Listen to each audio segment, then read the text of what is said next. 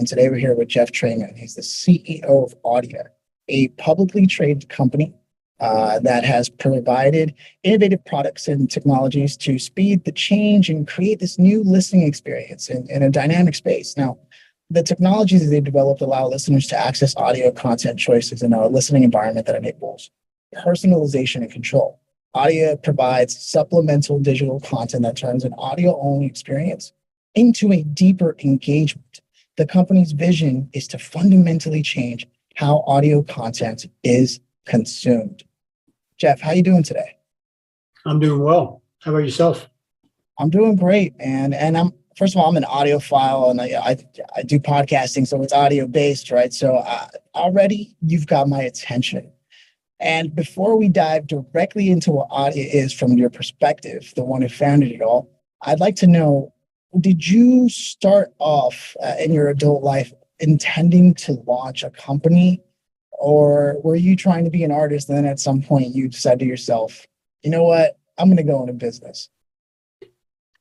Yeah, my journey is actually pretty interesting. I've always been interested in the business side.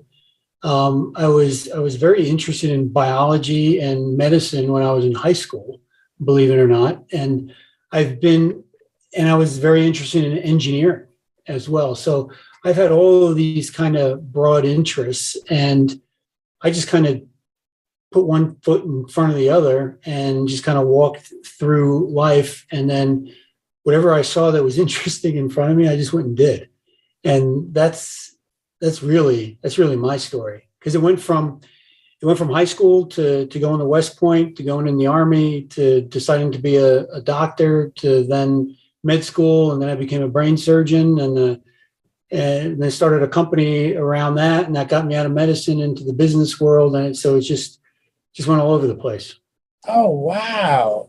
Yeah, you even served and did all. Wow, this is amazing, man. So do you find that the discipline, and this is always a curiosity of mine, that discipline, did you have the discipline before you went into the Army, or did you find that being in the Army offered you tools of the mind that you were able to apply to achieve your goals in life?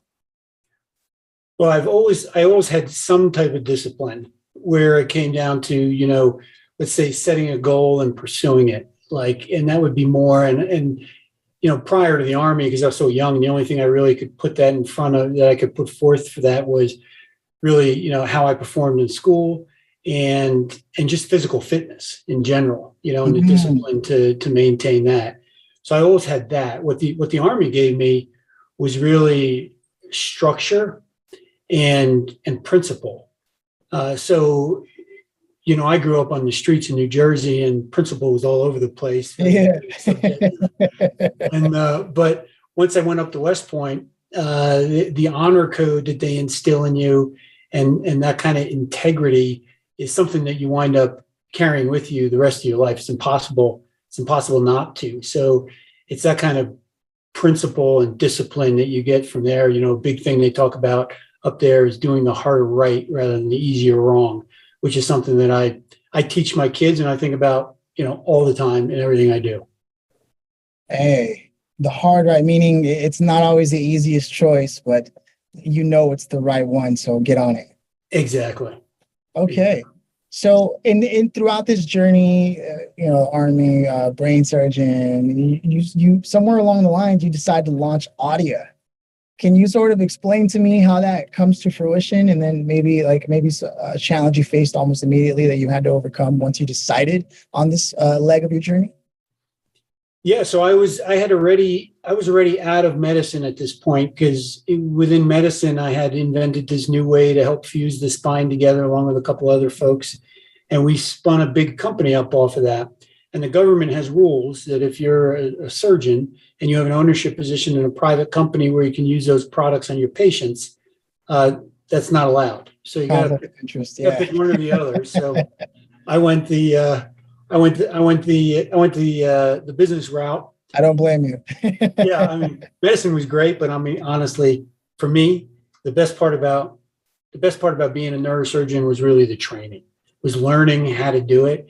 And then once you had it down, I went into private practice where you don't do as big, the big cases that you do in the academic centers. So you don't have that as much excitement. So frankly, I mean, I kind of got bored with it. So I was looking at, other things to do, and that's what branched me out. So when I started Audia, I was completely out of medicine, and I was essentially just driving down the road, and I heard an ad on the radio for an Ice Capades event that I was going to take my girls to, and with this, it was a Christmas show, and I never went, and I was thinking to myself, that's one of the problems with radio is you hear the ad, but you have to take all these extra steps to execute on it. So I just forgot about it. So I was thinking about that, and I thought, at the time, this was back in 2011, and I was thinking about that, and I was thinking, there should be a way I could use my smartphone and just press a button, sort of like Shazam, and get those tickets to the concert, like right on my phone. And then I just go to the concert, show my phone, I'm good to go. And then I started thinking, because you didn't have really Spotify and Pandora and some of these other things coming out yet, I started thinking you just buy music right off of the radio. I mean, you don't have to go to iTunes. You just press the button, boom, radio sells it to you.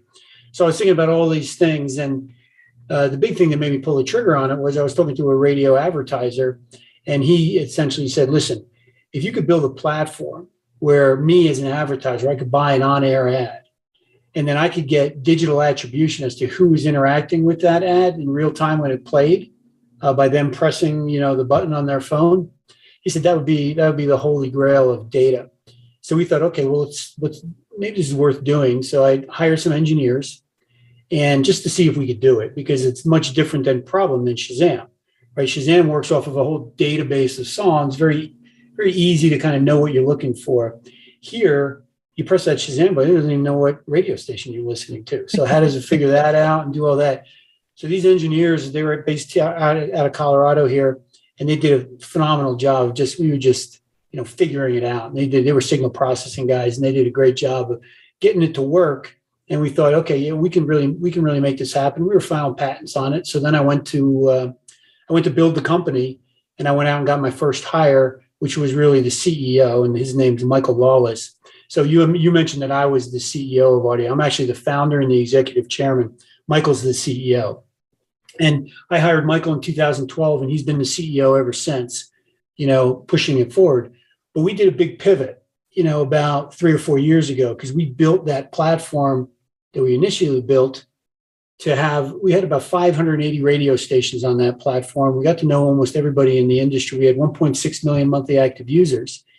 And we thought that was great, but when you're looking at a media that has 270 million people listening to it every month, and you only have 1.6 on your platform, you start to see pretty quickly that the streams that radio was putting out there were really not that compelling. And what we were doing is creating a digital feed that would correlate with everything on air, so people could just interact with whatever was on air, whether it was a song, a concert, a contest they were running. You could execute that on the app.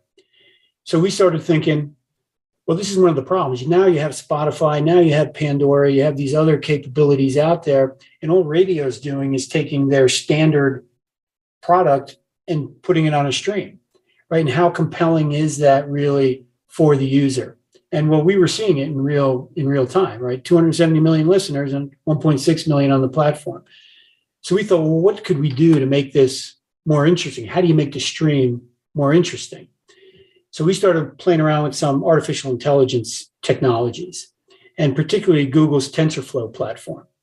And we started training it on the audio that was coming off of the radio stations. So we would essentially just teach it.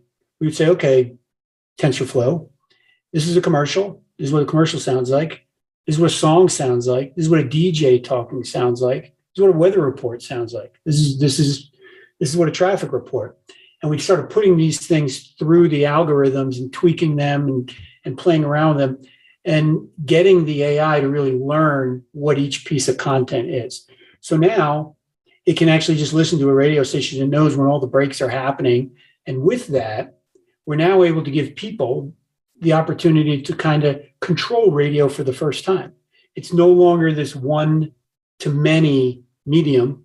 It can be one-to-one, and it can be presented to consumers as a premium listening experience that radio doesn't have, but every other type of media has moved to that premium listening experience where you can pay a subscription and have a better product. So with Audia, that's essentially what we do. You are able to get all the radio stations in the country once we have it fully built out. Right now, we only have about, I think, 6, and we're adding another 10 this week or so. So we're just kind of crawling right now, but we hope to get to a point where we just light them all up and have everybody, and we're hoping to do that, pretty soon. And that's kind of what our investors are waiting for as well, for us to get to that point. But you get the radio station, and then you can personalize it. So you can, if they put something in front of you don't like, you can skip it.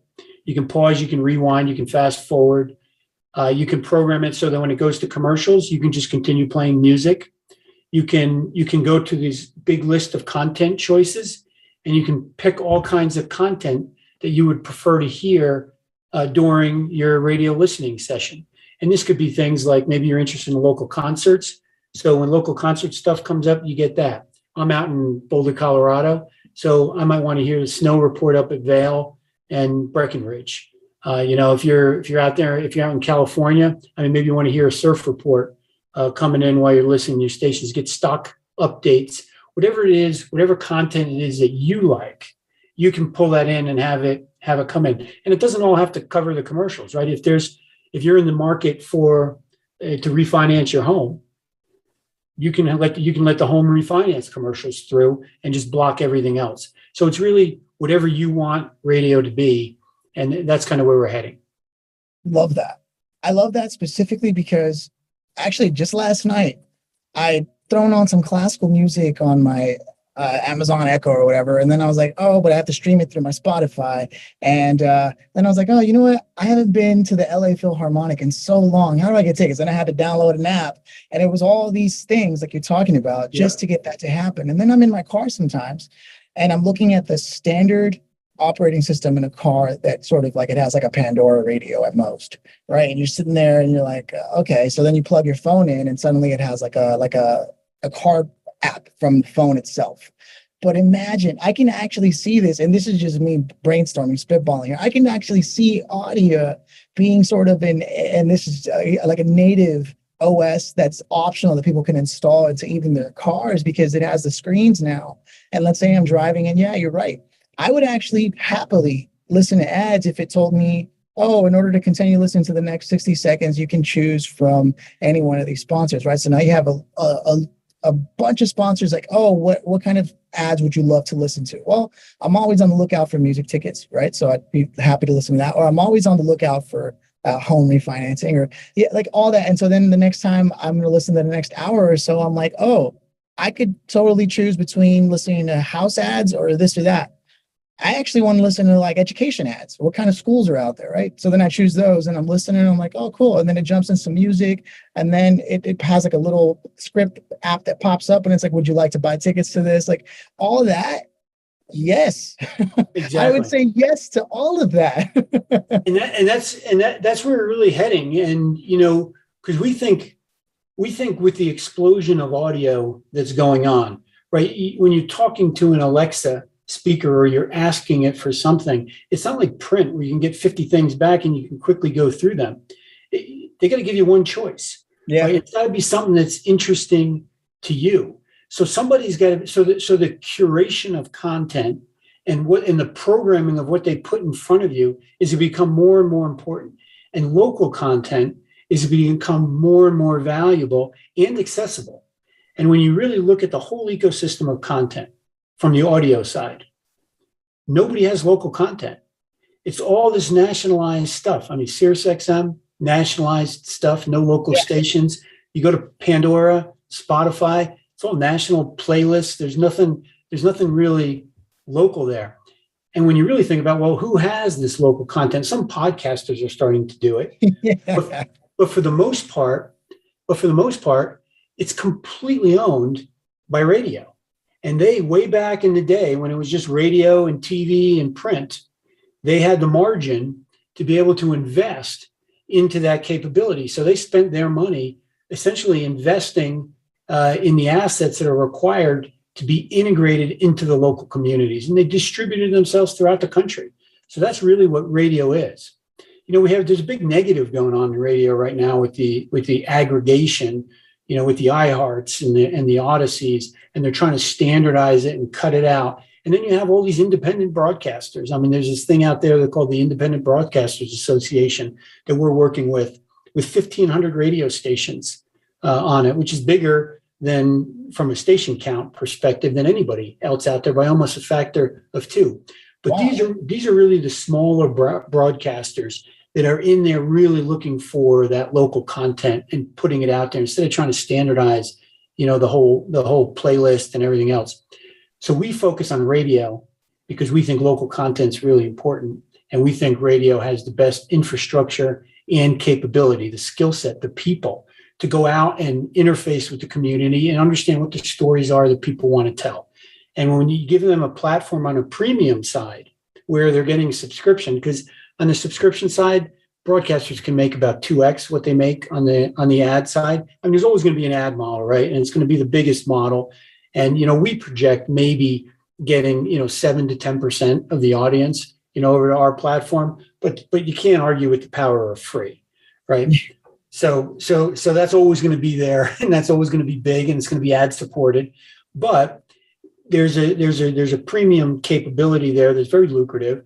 And what's the best about it is it allows the broadcasters to have a high margin recurrent revenue stream, which is more valuable than an ad stream, which can go up and down, at least from the Wall Street perspective and the investor perspective. So they get this revenue, and then they can reinvest that into their product, right? They can hire better talent on the morning shows. They can go out and create things about local artists and additional programming. They can make it more interesting, which then by itself drives more people to their main product, which is the ad supported model. But at the same time, people can select out of that and pay for the premium service. This is epic. I mean, just the implications and your understanding of how to, as an entrepreneur, create more jobs, be more useful to more people. You cross you check off all the boxes on what it means to be an entrepreneur at its rawest form. And the actions and the ambition that you're taking, as the show is about, it's all aligned. And I just have to ask, how did you, when you wake up, do you prime yourself to sort of be able to manage and deal with a task and a project this monumental? Because you made the right choice by jumping on the radio wave, which has the infrastructure to scale any product that's smart enough to actually leverage it in this modern day and age. And to your credit, nobody has. No one has the way that you're looking at it. So do you prime yourself, or what do you do to really get yourself to be able to face the day head on? Is it relying on good people like Michael, like you mentioned? What's the word? Oh, you can't do anything without people. And anybody who's accomplished anything significant will tell you that. We have a long way to go before we're able to change anything. And the people are going to be a big part of that. But I immerse myself in these things. My favorite thing to do, honestly, is to try to come up with things that are new and different. And that's what got me into all of these different spaces that I'm in. I'm a prolific inventor. I have north of 50 patents to my name and all kinds of different things. But it's just the way I work and the way I think and what I find exciting, right? So I'm blessed to be able to pursue this existence every day of going down the road and doing that. It's not to say it isn't without its stresses, because I put a lot of money into my own companies, right, and my own effort. I kind of lead from the front, from the investor standpoint, so that everybody's aligned, and that creates a lot of stress. And going up to our recent IPO, I mean, that was, whether that was going to work or not work, was a big stressor. And the first time we were going for the IPO, we were scheduled to really make a run at it. It was the third week of March 2020, the week that everything shut down for COVID, and we were done. We were dead in the water, and our investors stepped up to get us through that. And, against all odds, we were able to make it to the public markets and get the capital we need to really deploy and really the access to capital that we need to take this thing to the next level. Because we have a big play on the podcast side too. Yes. Both of our products, one is Audia and the other product is Vodacast, which brings a lot of our capability to the podcasting space. I would love to check that out specifically because, and bravo to the investors really pulling through. They know what they're looking at. This, it not only is a great investment, it needs to happen for society and culture to move forward. That's how important I believe personally a product and a project like this is to, as somebody in the space themselves. And I've noticed that there's a lot of challenges in the podcasting world that need to be solved, like discoverability and curation. That's like the number one, right? It's just not there yet. You can't, the same way that somebody can Shazam something, you can't Shazam a podcast, right? And worst of all, is part of the brilliance or the reason why people love listening to podcasts is that there's like moments that they found really interesting. And there's like apps there's one I found actually yesterday called Memento that sort of will catch that snippet for you. And then and it'll like document it and keep it in an archive, right? But it's not integrated to be able to then share publicly and sort of create this, like, this is who I am and these are the most important things I found, which would be great for podcasters, right? Then there's this beta, Sam Rukeyser, this kid from, I think it was Harvard, tried to make something called air quotes, where you could do that specifically, like you could take that snippet that you were listening to, it's a podcast listener, and you could share it via Twitter. And then I don't know what happened. It fell off. Like, I was so excited about that. So there are people who are trying, but they're not doing it. But if you take this Audia technology concept that you're putting into play, think of what it can do for the podcasters who, like you said, are technically advertisers with a slant on interesting content for informational purposes, educational purposes. So that would be cool, because then the podcasters have the opportunity to sit there and say, I've got a few people I'm working with. I've got Squarespace, I've got ZipRecruiter, and a few other people who have hired me.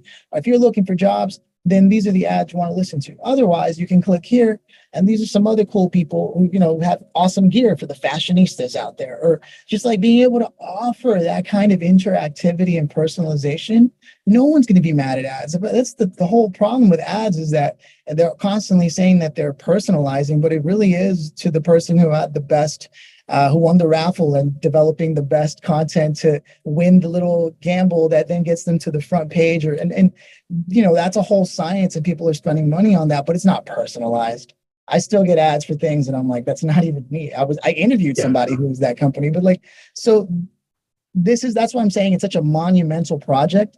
But I'm so relieved to hear that someone of your caliber with as many patents and I want to say the energy and enthusiasm behind it. That's the most important part, because it sounds like you're going to get it done one way or another with kind of energy. You know what I mean? So like for me, that's exciting as a consumer, because I actually have a hard time understanding my own consumption habits, because they're different from most people. Like, I want to listen to a podcast or read a book or even an audio book in that same format, in that world, and to be able to library and like archive certain parts and this and that. And none of that is out there, because most people are doing, just pop music and hip hop, and a lot of that is cool. And, they sell you a car commercial and that's it. And I just think it can be better. And I'm so glad somebody else thought the same thing and said, but I can also do something about it. And that is what I'm so pumped about, is that, Jeff, you've been able to step up to the plate and do that. So for me, you said that the 2020 was hard when that all happened and you launched, but you've clearly been able to stay on board. Your investors came through. What does the future hold, and what should the listener know to help continue supporting this to become a reality? Yeah, we're in the early stages of really getting this out in front of consumers. So we just started our first beta pilots, where we'll, and I don't know if they're really beta pilots. They're our first broadcasters that are coming onto the platform, right? And they're out there and they're promoting this to their listeners. And it started with a group down at Lakes Media. There's a guy there by the name of Tom Birch who owns that radio station group, and he loved what we were doing, so he jumped on board and has been pushing it out there and helping us kind of tweak that around. And then we brought another 5 or so additional broadcasters on, and we're just starting to get our first data as to how we're performing, with the consumer. And there's a lot of product work we still need to do, right? We need to get all of these stations activated. So that happens once we have our artificial intelligence technology working as well against what I call unseen stations. These are stations where the AI hasn't trained on, where it works as well against unseen stations as it does on stations that it's already seen. So there's certain areas there where we're rock solid, like music, for instance. The AI is close to 100%. And Wow. then there's other areas where you have like a DJ talking and discerning that from an ad. That gets a little harder. So we need to put more data into that, and we're working on a couple of techniques to build that up and get that going. But we're going to get there because we see the trajectory of the accuracy, and we're not far from where we need to be before we can activate all stations. And then once we do that and we put them on the platform, then that's where we can really push this out. So right now we're running the app at about it's a $5.99 price after the first 30 days. We expect to drive that up to around the $12 range. Totally. That's where the pricing kind of played out in a big survey we did with the Harris Polling folks. But anybody who comes in early, when we recognize the product's not there yet, those people lock in on that price, as long as they subscribe, forever. I'm about it. A radio station out here in LA that's really local and is always into some hip stuff, and they're always playing such cool music that I've never heard, is KCRW. Not sure if you're familiar with the Los Angeles stations, but they're a part of a community college as well, so they have a lot of interns, and I would bet money that they would love to be a part of a project like this. I've got to find a way to somehow make that happen, just because that's exciting. And you can count me in on anything beta. I love pushing the needle forward, and I understand the need for support from that. It's totally worth it to me, especially because in the end, it'll eventually put me in a position to truly enjoy the benefits of the fruits of that labor.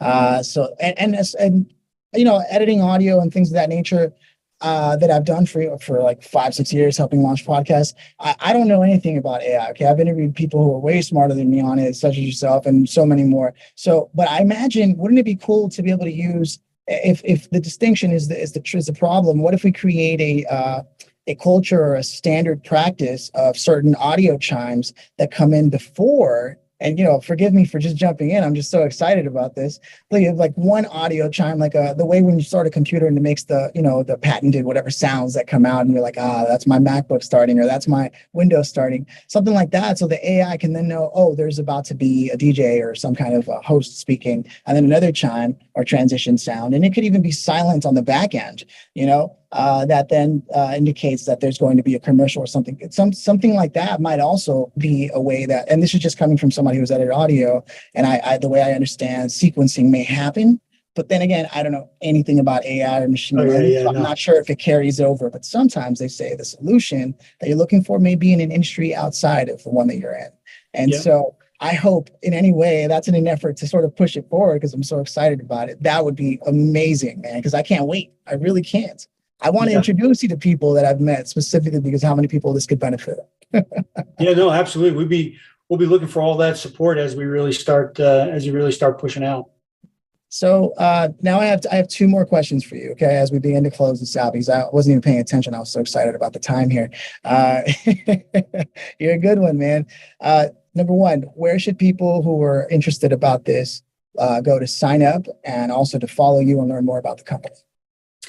Yeah, just go to our website, www.audia.com. We're in the process of revamping that, but you can get a good idea of what we're doing there. And that's kind of like a splash page just for the Audia app. And then to learn more about it, there's a tab there to meet the company, and you can dig in further there. Got it. And do they have links to like your LinkedIn or Michael's LinkedIn or anything so you can be in touch? All of that stuff should be on there. Okay, cool. Otherwise, I don't spend that much time on the website, but otherwise we can just look up Jeff Thramann, and hopefully we find you online. I'm sure you have a footprint at some point.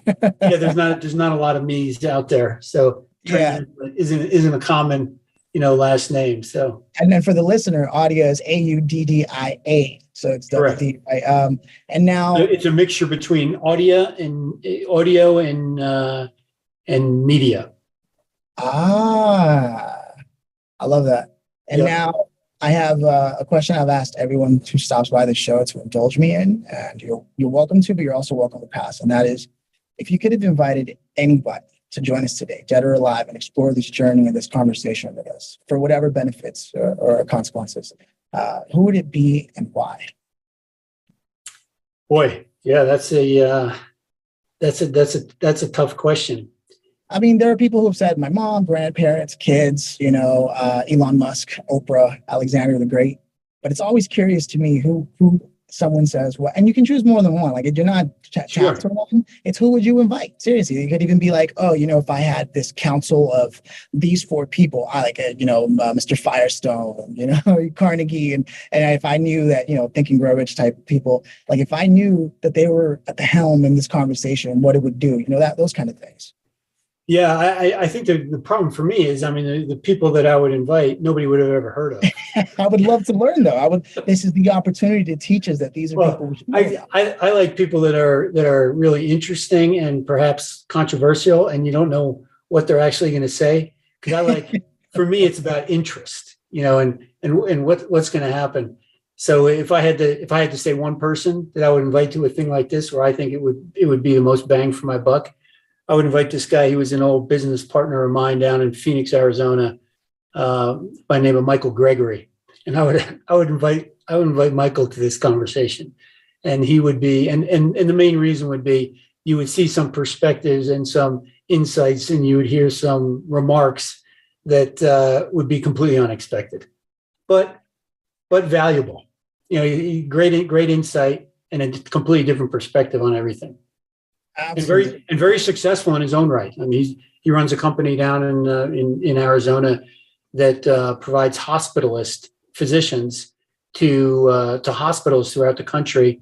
I think his doctors take care of like one out of every three admissions, in the country. But he started all out in rural hospitals where they just didn't have this capability, and he would fly in himself and arrange those teams and build it out. And just a really unique guy with a different perspective. So I always like his inputs on various things that I do. Shout out to Michael Gregory, right? Yeah, there you go. Jeff Thramann, it has been an absolute pleasure getting to know you. Brief though it was, as I always say, it was worth it. And I want to invite the listener again to check out Audia, and look up Jeff Thramann. That's Thramann.